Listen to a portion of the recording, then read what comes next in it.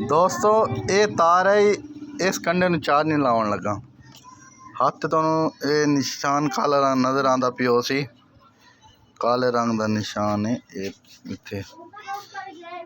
सही कैमरे तो ये नहीं थींदा पिया, इत्थे को नज़र आंदा पिया नुखे ते काला निशान।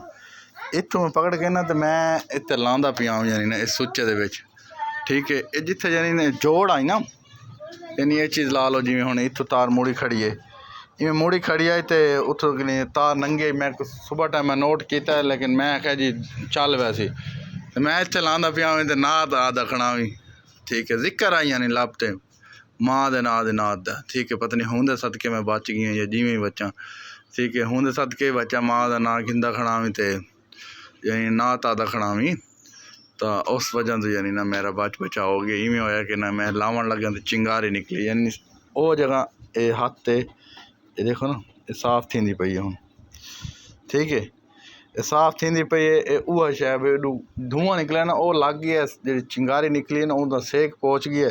लेकिन शुक्र अल्हम्दुलिल्लाह, शुक्र अल्हम्दुलिल्लाह, तो करंट तू बच गई।